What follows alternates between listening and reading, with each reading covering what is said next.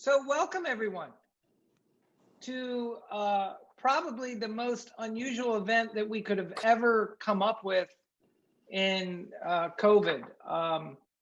Well, let me do this. Let's do some housekeeping things again for the folks that just joined us. So this is an interactive magic show. All right, I will introduce our magician in a few seconds or a few minutes. What interactive means is we need your camera on. He is going to call on you. So be ready. And you also should have your mic on.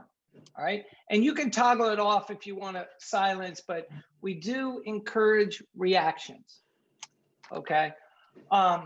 So I hope everyone has received their package. So in your package, you should have received some playing cards. All right. Playing cards, 4 index cards and a pen. That's what you're going to utilize during the interactive magic show. And hopefully you got some popcorn or you got some Skittles.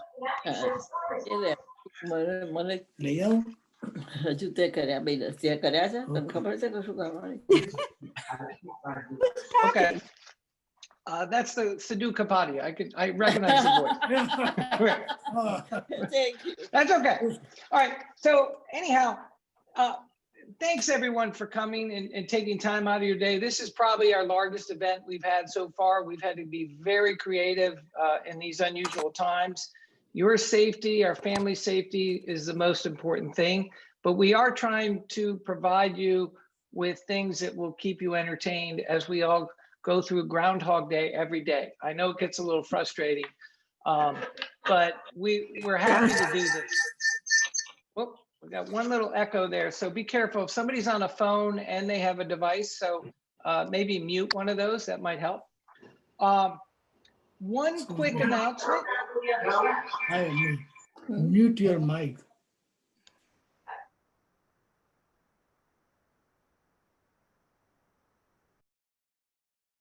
You're muted, Ray. Ray, you're muted. Thank you. All right, I'm unmuted. Can you hear me? Yes. All right, hold on. I'm gonna there's somebody else trying to get in. One announcement. Is it still muted? Yeah, you're good. No. Okay. One quick announcement. As you guys know, we are approaching the holiday season. We are getting ready to move the office. Most of you are aware of this, and we are planning to move between Christmas and New Year's and trying to set up our new shop January 1.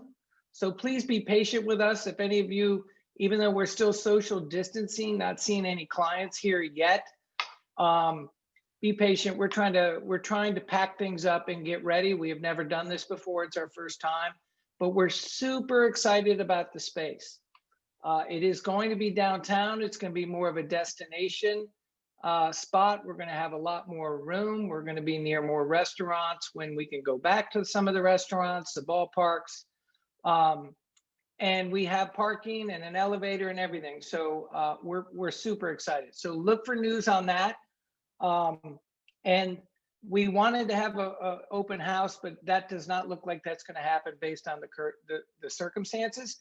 So look for me to record a video of a virtual tour. All right. And then when we get on the other side of COVID, we'll be able to have folks in there again. But that's the biggest news. And the building again is the Bookbindery building. It's at 2201 West Broad Street. It is basically across the street from the old Pleasance Hardware on Broad Street, which is now a Whole Foods. So stay tuned. All right, without further ado, again, so after, I want to introduce the performer you're about to see. And an insanely talented magician and speaker, he has performed thousands of shows and has filmed special features for America's Got Talent. He is not your typical magician, and I would agree with that. I know him. He has a successful corporate speaking career in finance, helping people make better decisions with their money. Everyone, please welcome Theron Schaub. Fantastic. Thank you, Ray. And welcome. Hello, everybody. How are we all doing tonight? You can unmute yourself. Let me hear you. Hello. Fantastic. I love the energy. I have put together a fantastic show for all of you here tonight. And I'm very happy to be here presenting for you. And We're all muted. You're muted, man. You're muted. Theron, you're muted. The host muted us. You're muted. hello. Let's start over. Welcome everyone to the show. All right. Thank you so much for coming here this evening. I am super excited to be with all of you here tonight. All right. Now, in addition to being a magician, I am also dyslexic. And so I've never been very good with words. I've always excelled with numbers. And so I wanted to start today's show with a math problem and some numbers. And we can see a math problem up here on the board. Now, there are two types of people in my experience. Number one, you either dislike math and you kind of run away from it, or you love math and you've probably already done the calculation in your head to see if it is in fact accurate. Let's use a couple people right now. There's always some people that want to help out. If you want to help out, raise your hand right now. I can see you. Oh, I see a hand right there. Let's go with Sydney. Sydney, can you unmute yourself for me and say hi? How are you? Good. Good. So Sydney, you're going to make some decisions and we're going to rearrange these numbers. Okay. I am going to write down a prediction on this piece of paper of what I think may happen at the very end. Okay, Sydney. So I am making my prediction right now. I am committed. I'm going to put this right down on the table. We'll get to that in a second. Sydney, it's up to you. The 8th, the 1, or the 2. What number do you want? 8, 1, or 2? 8. You want the 8. Okay. What about the 4, 3, or 2? 4. Go with the 4. Okay, perfect. And what about the 2, 9, or 7? 9. Go with the 9. Okay. The 3, the 6, or the 1? 6. Go with the 6. Okay. And what about the 9, the 5, or the 6? The 5. Go with the 5. Thank you so much. I saw some other hands up. Who else wants to help out? Right there. Let's see. Linda, and then it's Newhart, I believe. My grandson. Hi, how are you? Good. Okay, get a little closer to the mic so I can hear you. And what was your name? Because I didn't hear it. My name's Reed. Nice to meet you. All right, so do you want the 1 or the 2? 1. Go with the 1, okay? And what about the 3 or the 2? 2. Go with the 2, all right. The 2 or the 7? 7. Definitely the 7. This 3 or the 1? 3. And last but not least, do you want the 9 or the 6? 6? Thank you so much. You guys left some numbers on the board. There was a 2, a 3, another 2, a 1, and a 9. Everyone keep me honest. Grab your calculator right now, and I want you to add up these 3 numbers to see what the new total is based off your decisions. The first number at the top, 84,965. We're going to add 12,736, and we're going to add 23,219. I got 120,920. Hold up your calculator. Let me see what you guys got too. 120,920. We are all aligned. Before you made your decisions, I wrote down a prediction on this piece of paper. The prediction I wrote was, in fact, 120,920. A perfect match. And I thank you. And feel free to unmute yourself to react to the magic, everybody. Unbelievable. But guys, here's the deal. I wanted to start off today's show with something that we could only do today, because today is December 9th, 2020. I welcome you all to the show. We're going to move this out of the way. Thank you so much. All righty, team. So what the heck are we doing today, and how does magic relate to finance? Well, ladies and gentlemen, the show that you're about to see was based off of a book that we wrote called The 27 Principles Every Investor Should Know. And inside of the book details 27 principles, a photograph, and a story on each one of them. In today's show, though, we do not have time to go through all 27 principles. We are going to focus on 7 of the principles in the book. More specifically, here's what we're going to be talking about today. The importance of having a trusted advisor, remaining optimistic in times of great uncertainty, money and capitalism. Obviously, we're going to be talking about risk and return, how they're related, the importance of having an investment plan, the difference between a salesperson and a financial advisor, and how our emotions play into absolutely everything and all the decisions that we make. Okay. Now, I need someone else to help me out. Who wants to help out? Let me go to page 2 here. Raise your hand if you want to help out. I see a hand there. It's Farin. If you guys could unmute yourself for me, please, and say hi. Hi, Hi, and who do you have with you?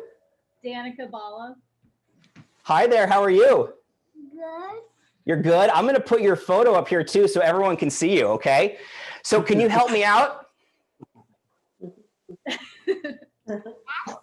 Okay, here's what's going to happen. In a minute, I'm going to have you name a number, okay? Now, before COVID happened, I used to travel all across the United States doing thousands of shows. There's only so many finance books that one could read. So I pick up some fun books that have nothing to do with finance. This one is called Celebrity Fails. Over 500 awkward quotes that are so stupid that they're brilliant. And I want you to see that there's a different celebrity on every single page. As we go through this, can you see this? Jessica Simpson, Mike Tyson, Sylvester Stallone. You get the idea. There's a different person on every single page. Now, in a minute, you have a very important job. You're going to name a number between 1 and 127, okay? Not now, but in a second. Everybody else who's watching, I want you guys, if you were called on, to type in your page number in the chat function, all right? Okay, so, but before we do this, I have a question for you. Your birth month, were you born on an odd month or an even month? You were born on odd? Okay, I'm going to write down a prediction I think that you're going to say here in just a second. I'm committed. Now, what number do you want between 1 and 127? 7. You want 7. Perfect. And then other numbers coming in, 133. So we have much higher numbers, 45, 23, 21. But you said 7. The number I wrote down on the piece of paper was in fact 5. So we were only off by 2, which I think is extremely close. But I'm going to put this up here. I want to share with you, though, the person who's on page, because you said 7, right? So I'm going to turn to page 7 in the book, and I want to share with you who's on page 7. So look, this is page 4 and 5. That's Arnold Schwarzenegger. And if we go one more page, that's page 6 and 7. Who is this? This is Tom Cruise. He's an actor. He's in Mission Impossible. Let me show you something cool. Do you think it's possible that our environment can influence our decisions? What do you think? Yes or no? What do you think?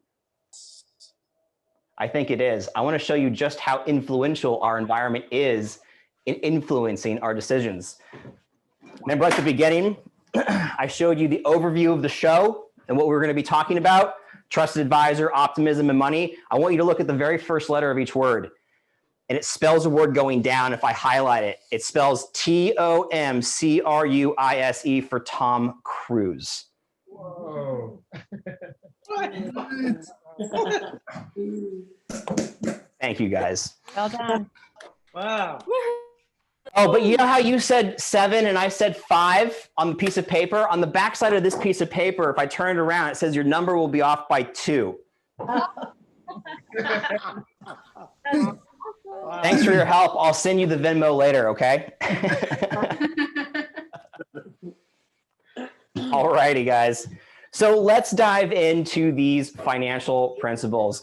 Principle number 1, successful investing starts with a plan. Benjamin Franklin says that if you fail to plan, you are planning to fail. It's important for us to put together a plan in conjunction working with our financial advisor that lists out all of our goals that we want to accomplish, our desires, our hopes, our dreams, our wants, and our wishes. And typically this is done with your advisor, and it encompasses everything in your life. And sometimes these are extremely difficult to put together. And that's why you hire someone trusted to do this for you. And when I think about creating a financial plan for somebody, I think about trying to solve very complex problems. One of the most complex problems out there is this, the Rubik's Cube. This was Puzzle of the Year in 1984. Some today say it is one of the most challenging and difficult puzzles to accomplish. By show of hands, can anyone solve it here? Anyone at all? Nobody. That's quite all right. We got one person. Okay, cool. From the person or two that raised their hand, what's your fastest time? I think it was James and Karen Lawrence. What's your fastest time, guys? They're probably in the train. I was actually giving the thumb down. Like, Oh, that was the I've thumb never done down. that. Got it. Sorry, I just saw this, so it was a blur. Got it. Okay, no problem. Well, the world record for solving the Rubik's Cube is 3.47 seconds. It's held by Yusheng Du in the 2018 Rubik's Cube Speed Championship. He beat the previous record by 0.75 seconds, who is held by a 21-year-old kid named Felix. I'm going to attempt to beat Yusheng Du's time for all of you right now. But I need some help to mix this up. Now, typically, if we were in a show, I would just toss this out to the audience to have it mix up. We're gonna have a little more fun. You're gonna help me mix this cube up in one of two ways. Those index cards that you were all given, in a minute, you're gonna write down a couple words, or you're just gonna verbally tell me. There are 6 sides to Rubik's Cube. There's the top side, the bottom side, the right side, the left side, the front, and the back. So either on your index card or verbally yell out top, bottom, left, right, front, back, and a number from 1, 2, or 3. And you guys are going to tell me how to mix this cube up. We're going to give you guys about 30 seconds, either verbally telling me or just holding up that card with that information, whatever feels more for you. And we'll mix this cube up. So guys, top, bottom, left, right, front, back, and a number 1, 2, or 3. Tell me how to mix this and go. Top 3. 1, 2, and 3. What else we got? Bottom 3. Bottom 3. 1, 2, and 3. Top 2. Top 2. Thank you so much. That's Right. nice. 5. 1, 2, 3, 4, and 5. Right 3. 1, 2, and 3. Oh, we got some people. I have a top 1. Thank you. I've got a right 3. Great. We've got a left 5. 1, 2, 3, 4, 5. We have a back 2. Let me go to this page here too. We've got a top 2. That's 1, 2. We've got a right 2. 1, 2. Thank you so much. Top 3. 1, 2, and 3. Thanks, Jim. Top 2. Thanks, Rosie. Left 1. Linda. 3. Thank you so much. Anything else? Do we want to do one more? Oh, there we go. Right 3. Thank you. 1, 2, and 3. And I appreciate that. So now you have all mixed up this cube. You've added a little bit of your own personality to it. I need someone to act as the official timer. If someone can get their iPhone out, get the stopwatch out, raise up your iPhone if you're going to be my official timer. Thank you, James and Karen Lawrence. I appreciate that. And if you could unmute yourself and just say hi. Hi. Hi, awesome. So here's what I'd like to do. If you could just give me a 3-second countdown and say go, and then I will start mixing, okay? We're gonna put the cube in the bag of mystery, and I will start mixing when you say go. 3, 2, 1, go. Done. Thank you so much. Hey, I'm just kidding. The other one's inside the bag. I get it, yes. A little bit of a joke. No, but in all seriousness, everyone, I think it's extremely impressive that someone can solve this problem so fast. But I think we'd agree, it doesn't matter how fast we can solve a problem if it's the wrong problem we're solving for. Allow me to illustrate. There's billions of combinations you can mix this cube up into. However, there's only ever one solution, and it's the same solution every single time. When Ray goes to construct your financial plans, he's not solving the same problem for each one of you. All of you are going to require a different solution to meet your needs because you guys all have different goals. So the solutions that we're trying to meet for you look like this, right? Now, more so, you could go online right now and download a magic formula to solve this cube in under 4 seconds. I don't think it's that impressive anymore. What you can't do is go online and download a magic formula to reverse to match a pattern that was just mixed up into one of the billion combinations. And that is what I'm going to do for you right now. We are going to solve this problem, the problem that was created by all of you here collectively tonight, one of a billion different combinations. Let's see here. It was James and Karen. If you guys could get that stopwatch back out for me, set that back down to 0 and just say hi again. I gave you guys about 30 seconds to mix this cube. I'm going to try to solve this in about 30 seconds as well. Okay, I'm aligned. We're good here. So James, Karen, this time 3-second countdown like before, but then every 5 seconds, if you could just yell out 5, 10, 15, 20 to keep us on track. Cool? Cool. Got it. Cool. And I will start mixing when you tell me say go. 3, 2, 1, go.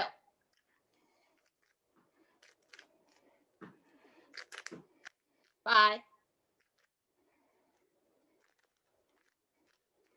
10. 15. Stop. Where are we at? 18 seconds. 18 seconds. Pretty good. Now all 6 sides have to match perfectly in order for this to be impressive. Ladies and gentlemen, that's side number 1. That's side number 2. That's side number 3. That's side number 4. And the ends. That's side number 5. And that's side number 6. Ladies and gentlemen, we have an absolute perfect match. Thank you guys so much. Well done. Good job. All right. Good job. Now he's good, right? Well, a quick little water break. A cheers to all of you tonight. Hope you're having fun. Yes, we are. All right. That was so. Are they having fun? This is principle number 1. Successful investing starts with a plan. Mark McCormick, in his book, What They Don't Teach You at Harvard Business School, talks of a study that he conducted on a graduating class of MBA students. And he asked this entire class one question: do you have clear written goals and a plan to accomplish them? Out of the entire class, only 3% of the class had clearly written goals and a plan to accomplish them. 13% of the students had goals but hadn't written anything down. 84% of the students had no goals whatsoever. Mark measured the success of this class 10 years later. Turns out the 13% of the class that had goals but had not written anything down earned twice as much as the 84% of students who had no goals whatsoever. However, the 3% of students who had goals and written down and a clear plan to accomplish them earned 10 times the amount of the other 97% of the class combined. The only difference was, in fact, that they had a clearly written goals and a plan to accomplish them. Principle number 1, successful investing starts with a plan. Principle number 2, knowing the difference between an advisor and a salesperson. David Booth said, are you willing to sell a person a shoe that doesn't fit versus losing the sale because you do not have the right size? Now, unfortunately, there are too many financial firms out there that simply focus on selling product and not offering true, sound financial advice. Only independent financial advisors have to offer you what's called a fiduciary, which basically means Ray has to put your interests ahead of his own. Now, I want to illustrate that using a trick, obviously, and it's actually about a very famous magician named Harry Houdini. Now, Harry Houdini was known as a magician, an escape artist, but he also protected the public from people who were scamming the public, thinking that they could talk to the dead. He would debunk these fake mediums, and he would ask and challenge them if they could actually really talk to the dead. He spent his whole life and career doing that. Not a lot of people know that, but he actually was acting as a trusted advisor in the eyes of the public, and I thought that was really cool. I actually have a picture of Harry Houdini right here, signed to be by a member of the Houdini's family. It says, to Theron, a picture's worth 1,000 words. Marie Blood, Houdini's niece, March 7th, 2003. Houdini was Marie's uncle. And Marie was one of the last people to actually see Harry Houdini perform live when she was a child. Unfortunately, she passed away in 2004. But the reason why I talk about Harry Houdini today specifically is because He was famous not for only what he did, but for what he symbolized, because he came to fame during the Great Depression, during a time of in our history where everyone felt trapped and they couldn't escape. And here comes this man who could escape from absolutely everything. No rope, chains, handcuffs, locked in a jail cell could actually hold him. So Houdini was seen as a symbol of freedom for a population that was trapped at the time. And I feel today we have those same feelings going on. We're in a crazy time right now where we're sheltering in place and a little bit of our freedom has been locked away. I am optimistic though that everything will turn back to normal here in 2021, and I hope you do as well. So in honor of that, I want to do a trick now with Harry Houdini and all of you. You guys are going to need your cell phones. So grab out your cell phones. I want you to turn the camera on, and I want everyone to hold up your camera to the screen, and you're going to focus on this QR code. And what's going to happen is when you focus your camera, a little link is magically going to pop up, and it's going to take you to my Instagram account. Okay?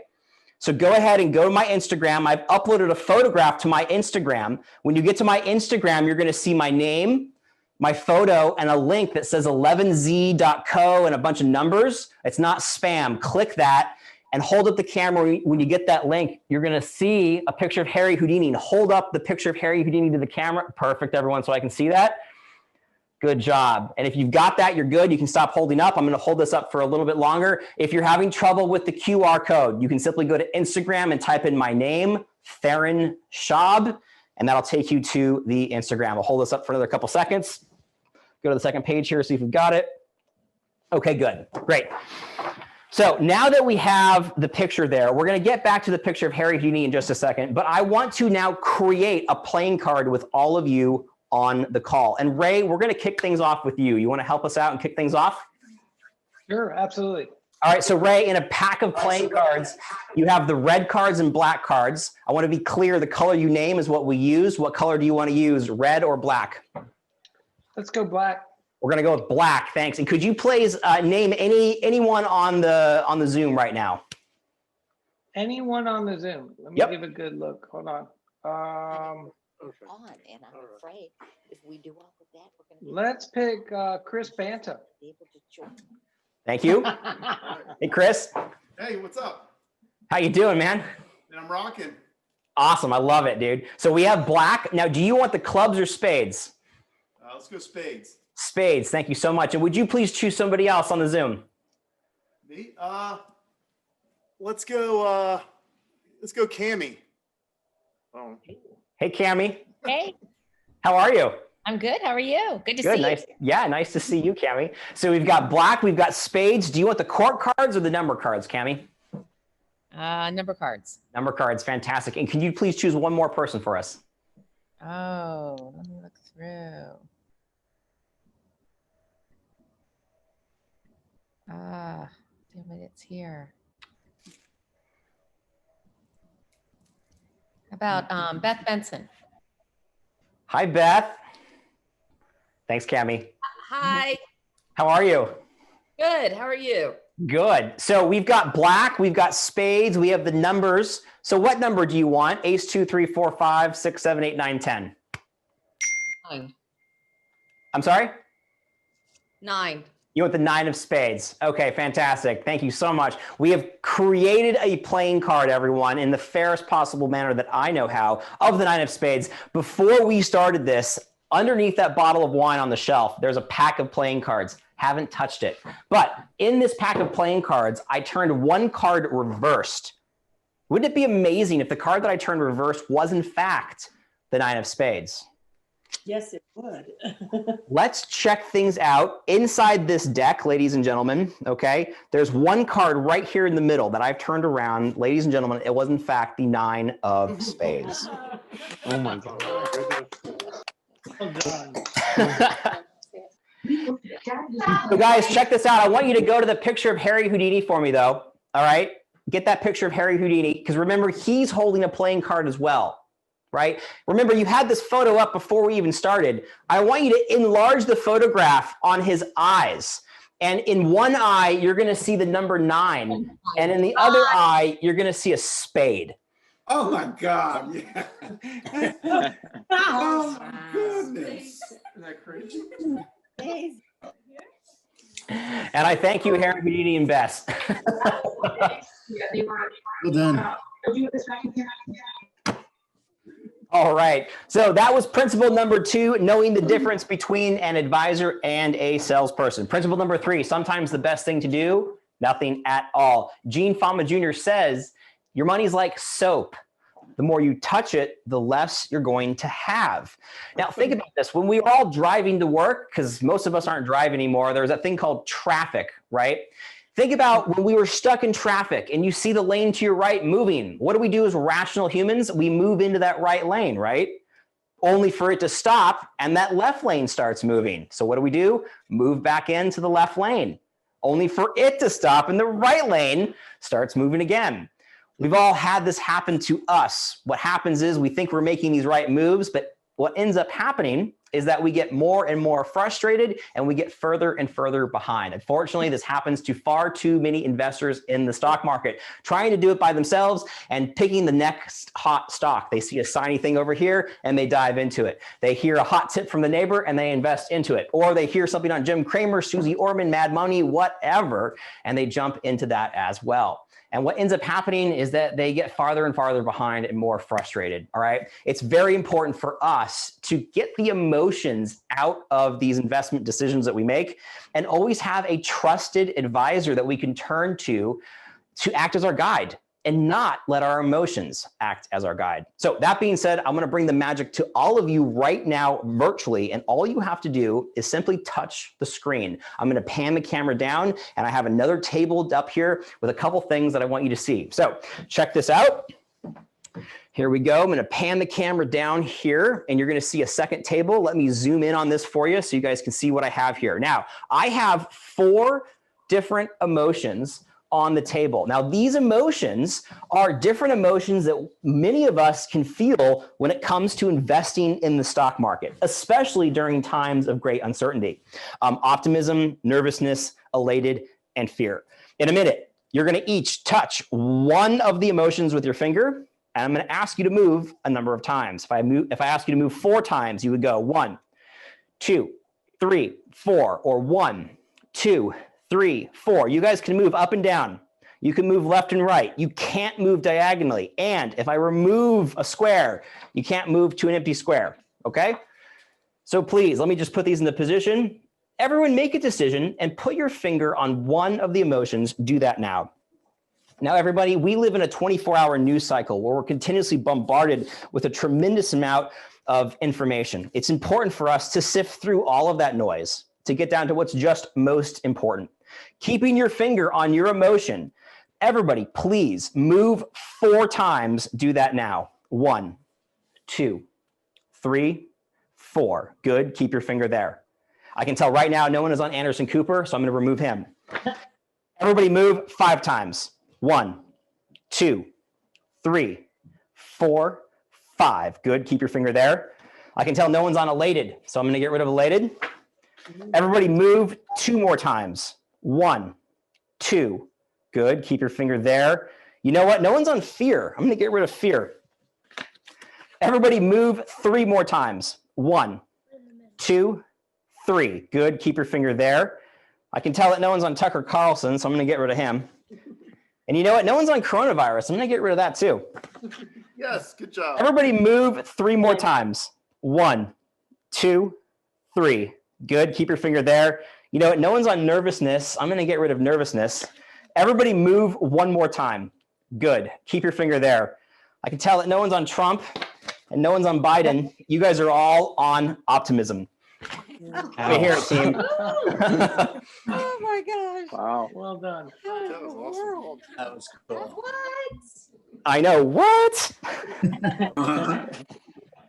And that is the emotion that I think we all should have right now. We are in unprecedented times. I think we're tired of hearing that word unprecedented, but I am optimistic that things will be okay and very, very soon. That was principle number 3. Sometimes the best thing to do is nothing at all. Principle number 4, your behavior can impact your success. And Nick Murray, who's a speaker in the finance industry, said the dominant determinants of long-term real-life investment returns are not market behavior, but rather investment behavior. We all know that investing is emotional, all right? Our brains, unfortunately, are hardwired for us to make the wrong decision at precisely the wrong time. We typically want to buy low and sell high, but unfortunately we buy high and we sell low. Why? Because we let our emotions act as our guide. That's why it's so mission critical for us as individual investors to have someone that we can turn to when these things do get crazy. Now, I want to illustrate that with a very famous trick, one of the most famous tricks in all of magic, in fact. Magicians have been doing this trick for thousands of years. It's called the cups and balls. This is so old, in fact, that there are pictures of magicians performing this trick on the pyramids for the pharaohs. That old. Now, what I love about this is the psychology based on it, because during the Renaissance, when magicians would do this on the street, and even in modern day, it would attract a massive crowd. However, it would also attract pickpockets and thieves. And what would happen is that the people watching were so distracted with what was happening that they would mentally forget about their valuables, and their valuables would be pickpocketed. You guys don't have anything to worry about tonight. You're all safe at home. No one's losing anything, but I do want to share with you what the magician would do to distract you emotionally from those things. I, of course, have updated the cups and balls for today's modern audience. So, ladies and gentlemen, I present the cups and the balls. It uses 3 solid silver cups. Nothing special about the cups. A magic wand, 2 hands, and of course, a few players of the game. We have a few balls, 1 ball for each one of the cups. Here we go. Ball number 1 goes into the hand, and with a wave, disappears. Ball number 2 goes the same way into the hand, and with a wave, it too goes. Ball number 3 goes the same way. Now, sometimes when I do this, people say the ball's not in the hand. It really is in the hand, everyone. It has everything to do with the magic wand. Where I wave, it goes not far. Where does it go? It goes back to its little home again, right underneath the cup. Let's slow things down and just isolate under the first ball right here. I am ambidextrous, so I can go from my right to my left, give it a tap, it goes not far, joins this little friend underneath the center cup. Or I can go from left to right, a tap. Remember, everyone, there's no balls underneath the side cups. There's always 3 in the center. Now, one time I was doing this, and I made this magical gesture like this to cause one of the balls to move over here. But when I got here, there was no ball. And I thought that was strange, because when I got back to the middle, one of the balls was missing. And I thought to myself, where could it be? Must be over here. I can see that some of you are confused. Let's write the situation, putting 1 ball underneath each one of the cups. I will start over. Watch closely. 1, 2, 3. That magical gesture from the middle to the side, leaving me no balls there, and 2 balls right there. And I said I was ambidextrous, right? So from the middle to the other side, leaving me no balls there, and 2 balls right there. Guys, let's try one more maneuver, and then I'll let you in on a little secret. Ball number 1, ball number 2, ball number 3, into the cup. Remember, instantly, there's no balls underneath the side cups. Remember, there's always 3 in the center. Now, I said I was going to share with you and break things down. Let's break things down for you, all right? I want you to level set, though. There's 1 ball underneath each one of those cups. I hope we can have that as a starting point. But to make things simpler for you guys, I'm going to remove 1 of the balls, okay? I'll place it into my pocket. In fact, I'll remove 2 of the balls, okay? And we'll only leave 1 ball underneath the center cup. But if you weren't paying attention, the ball over here has come back. And you're probably trying to figure that out. Well, see, I tricked you. I only pretended to take the ball in this hand, really kept it concealed over here. So while everyone was watching my hand go to the pocket, I simply came down and I released the ball. But if I really do take the ball and I place the ball in my pocket, how many balls does that leave underneath the center cup? 3. Remember, guys, there's always 3 in the middle. Guys, if I really do take all 3 of these balls and I place all 3 of the balls in my pocket, now how many balls does that leave underneath the middle cup? It's not 3, guys. That's where I keep the lime.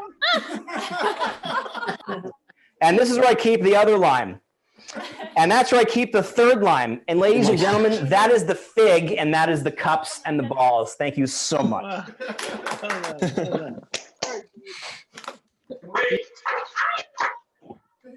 One of my absolute favorites. Really good, really good. I appreciate that. Thank you very much. So that was principle number 4. Your behavior can impact your success. Principle number 5, be an investor, not a speculator. Investing is expecting positive returns where speculation is hoping for positive returns. A quote by Eugene Fama Sr., a Nobel laureate. Let me give you a story. If you were to own a casino or be a gambler that goes into the house to play against the casino, what do you choose? Most would choose owning the casino. The question is why? Well, there's this phrase that the house always wins. Why does the casino or the house always win? They win because of the odds. The odds are stacked in the casino's favor to win over time. Allow me to explain. Every game in the casino has a greater than 50% probability of winning that game. So in reality, the casino is truly investing because the odds are stacked in their favor. Now, the speculator, the gambler that walks into the house, who's betting against the house, knows the odds are against them. However, they do it anyways because they can have a short-term gain. And it does happen all the time that people come in and get a short-term gain. However, if the gambler plays long enough, the house knows because the odds are stacked in the favor, they will win over time. And we want to have a mindset. We want to have the investor mindset. We do not want to have a speculator mindset. When it comes to investing in the markets, we do not want to speculate on what's going to happen in the market. We want to have that investor mindset. And that's what I want to try something right now with all of you, having an investor mindset, not a speculator mindset, expecting these positive returns and not hoping for positive returns. Everyone was mailed a few different decks of playing cards. I'd like everyone to get the one that has the non-logo on it, the non-logo deck of playing cards, and open up that deck of cards, okay? I know, go ahead and grab it. And then you're going to open it up and shuffle the deck. And if you're with somebody else as well, and there's multiple people in the household, each of you, I want you to grab 4 cards from the deck of cards that you're opening. We just need 1 deck for this, all right? So open them up, shuffle up the cards that you've got, and then you each need 4 cards, all right? We'll give you guys a couple seconds here to go ahead and do that. I'm gonna quick little water break as you're getting those out.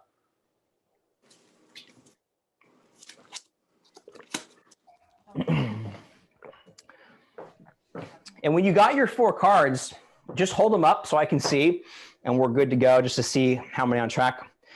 Okay, good. So we've got about 30%. So we need a little bit more time. Thank you, everybody. Appreciate that. Give everyone here a little bit more time. Allows me to get a little more water. Everybody's got 4. Okay. All right, one more time. Hold up your cards. See if you guys got them.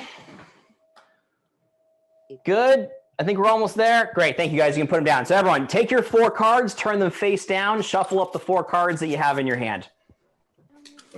Excellent job. And you're going to turn them face down like I'm holding them. Go ahead and fold all 4 cards together in half like this. Good job, everybody. Now fold the cards in half the other way along the exact same crease like this. And then just kind of open them back up and you can kind of fold them. When you're done folding them, make sure the cards are face down. Hold them like I'm holding them between 2 hands. You're gonna rip along that crease you just made, right down the middle, and hold them up like this so I can see that everyone's got 2 halves of cards in their hands. Excellent job, everybody. You guys are doing great. All right, so everyone, you can put your cards down like this and take either half and put 1 half on top of the other and square everything up. Now, everybody, give your pile 1 straight cut, 1 cut anywhere that you want. Good. Now, can people throw up some fingers for me from 1 to 5 on the screen?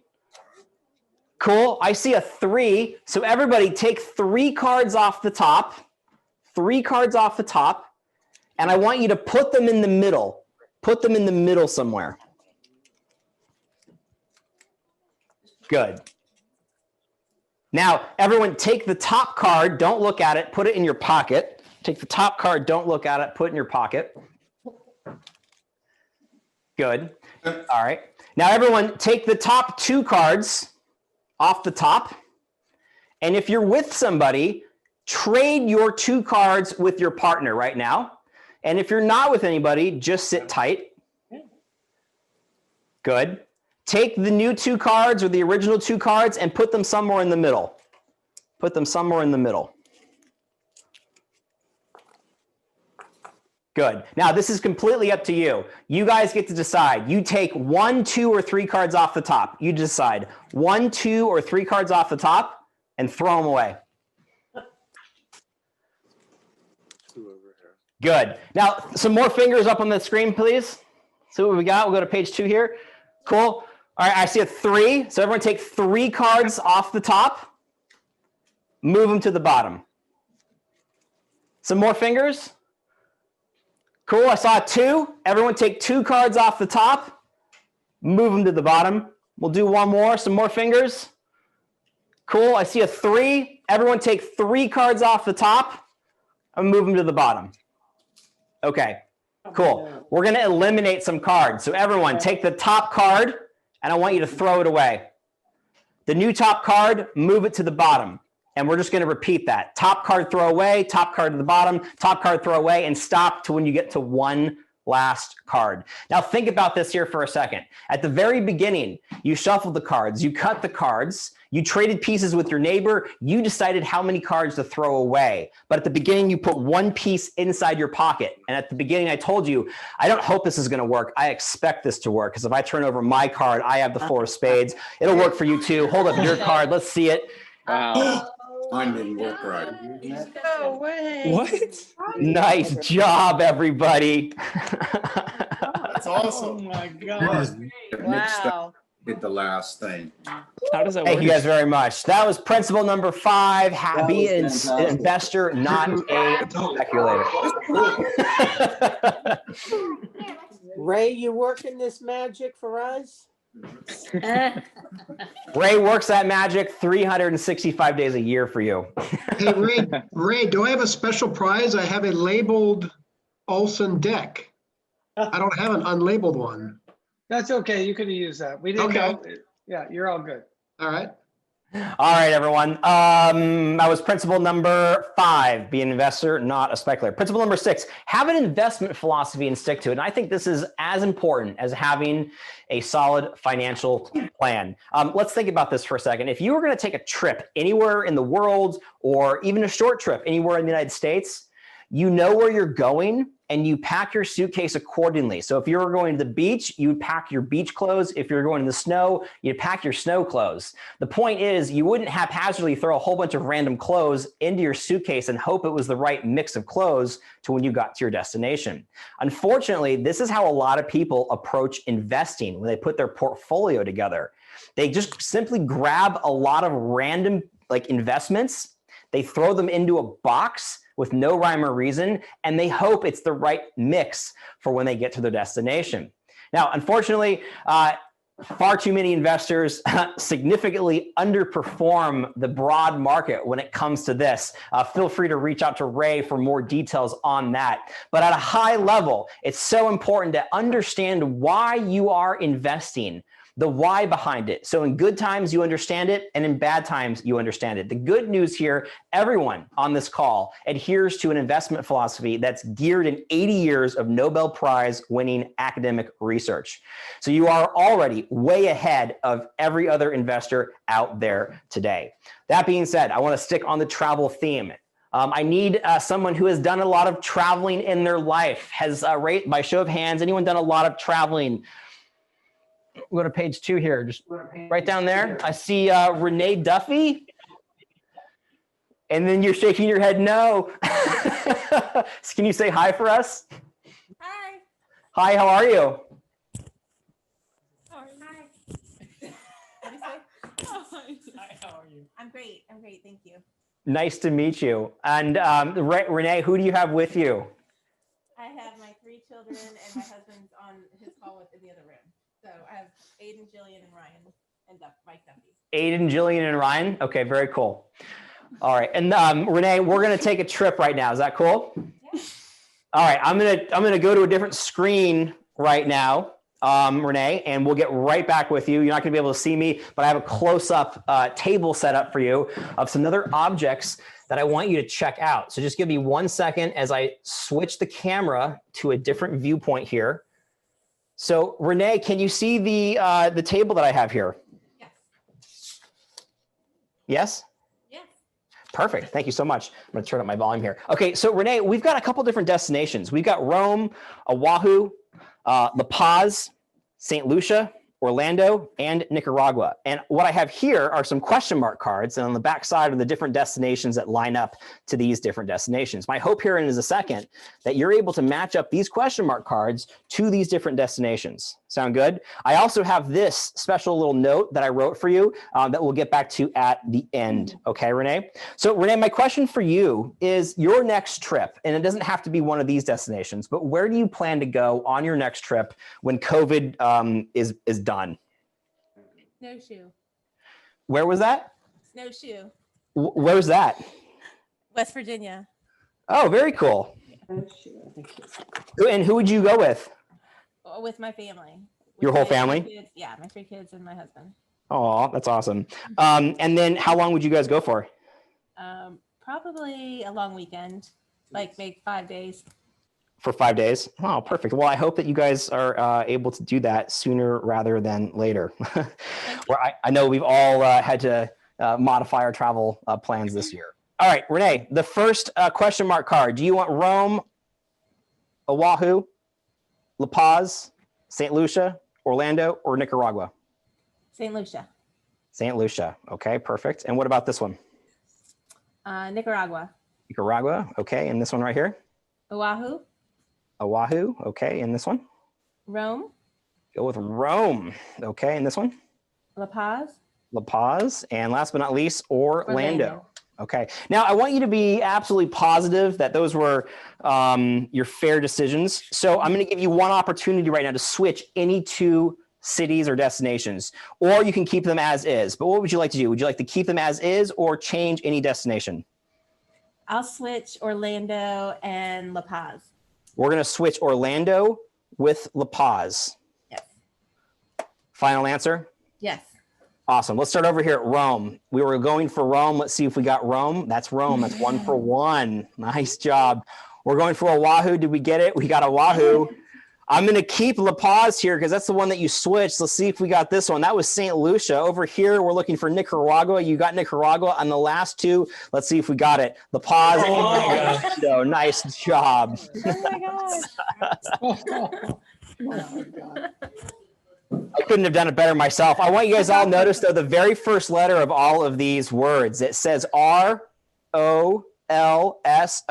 for Ray Olson. That's even better. Oh my God. But I also have this little note for you inside this envelope, right? Let's open this up. I want to share with you what I have inside. Inside, I wrote a special note. It says, your next trip will be to Snowshoe with your 3 kids and husband for 5 days. Have a great time. What? Oh my gosh. How do you do that? That is so weird. Thank you guys very much. All right, we're back over here. Thanks, Renee.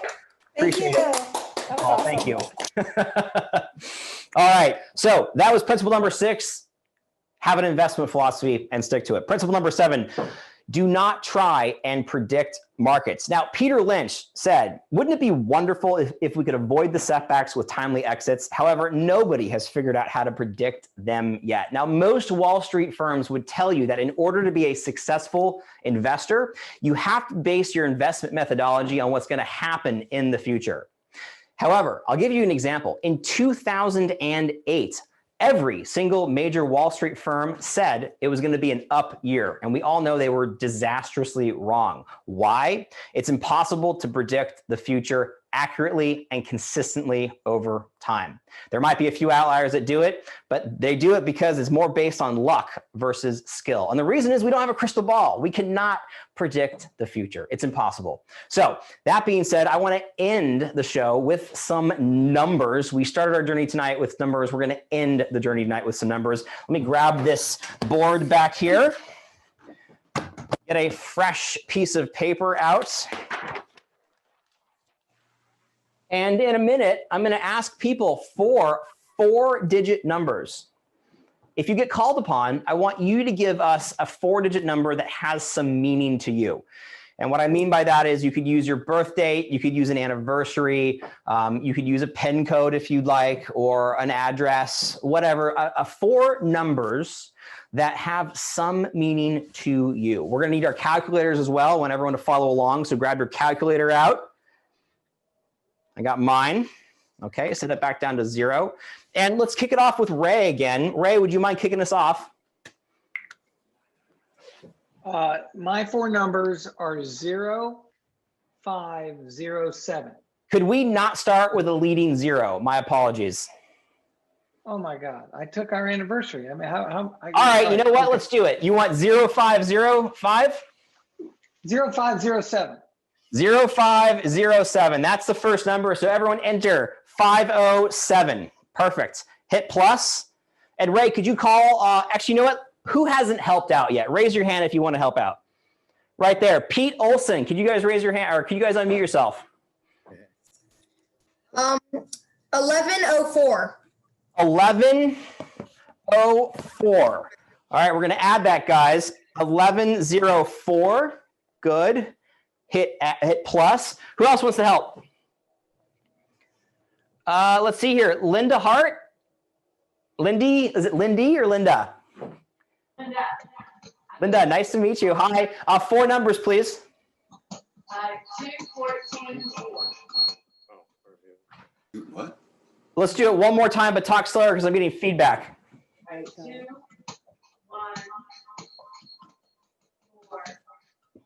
1, 4. 44? I hope that's right. Is it 2144? Yes. Okay, perfect. So everyone, the third number, 2144. Great. Hit plus.